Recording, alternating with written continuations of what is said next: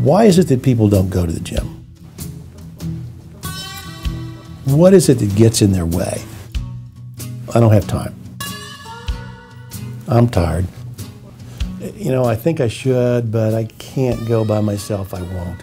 I can't do it after work because I got a family I got to take care of, or I can't do it in the morning because I got a family I have to take care of, or it costs too much. All those things are out there, and that's why people tell us that they can't go. So we got to thinking about it, and we said, you know what?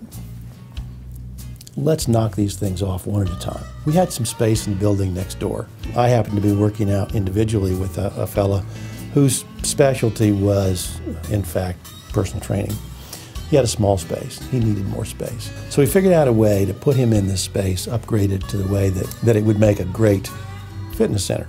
Our problem was, when we first started it, I didn't have any money, so I couldn't offer a bunch of incentives. I really couldn't pay for these kinds of things. So what I did was found a way to trade. I traded him some rent for all this work that he was doing, and we said to our people, if you'll join, we'll give you free training, 5-week session. Let's give away some gym memberships. We take out the money problem. It's not an issue. Let's do it during work hours. Now we've eliminated the biggest problem is, when are you going to do it? And we figured maybe we'll get 25 people if we're lucky. We had 116 people out of 240. It was this huge number. It's like it changed the whole dynamics of the conversations around the water cooler. What we learned was that if you can eliminate the excuses, if you can eliminate all of the reasons why people don't do these things, then, in fact, they will. I think the most unexpected result was that I had no idea we would end up with almost half our workforce. And I learned about the one quarry down in Charlotte last year when they were doing this. And so this group in Charlotte decided they were going to have a challenge. They had a weight loss challenge. Now, I learned recently that we've got another quarry here in Raleigh where they've got a challenge going with another quarry in Fountain, North Carolina that says this is the Biggest Loser challenge. And you never heard such trash talk between these two groups. These guys, some of them have joined gyms. They're doing all sorts of wellness things. They're focused on diet. They're focused on exercise. They're focused on this team effort, and they don't want to let the team down. You've got this group, middle-aged guys, overweight. I look at our medical statistics and I know what kinds of things they're faced with. They've got challenges. And you have this need for fitness. They have figured out a way in some places to marry these two. And so they're on it. They are absolutely on it. I think it's the greatest thing I've ever heard of. One of the things that I hope we can do is figure out how to leverage what they're doing at Arrowwood Quarry, what they're doing at Garner Quarry, what they're doing at Fountain Quarry, and spread that across 300 other operations that we've got all over the country. When I heard about it, I was like, man, this is my opportunity to get involved, because when more people's involved, then it's kind of a challenge, you don't kind of outdo the other person. I wanted to lose weight before I turned 50. And when you turn 50, you need to start looking at that weight deal, because once you get that certain pudge out here, you want to quit. You get, well, I'm gonna die anyway, so I'm gonna go ahead and forget this, but I figured I better go ahead and do something at age 50. I don't want to be fat at 50. Myself and the ladies in the office, we were trying to do it on a low-key deal, just between 3 or 4 of us, because we all just want to lose a few pounds. And we decided the first year it'd be a good time to do it, and to motivate things, we decided to throw a little money in the pot. Each person put some money in to give you a little more drive and ambition to want to do it.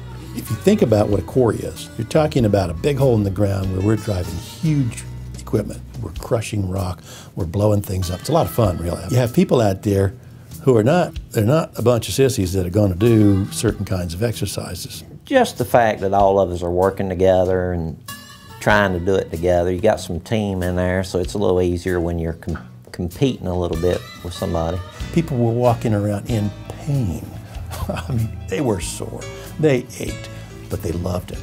I was right at 20 pounds now I've lost so far, and I feel a whole lot better.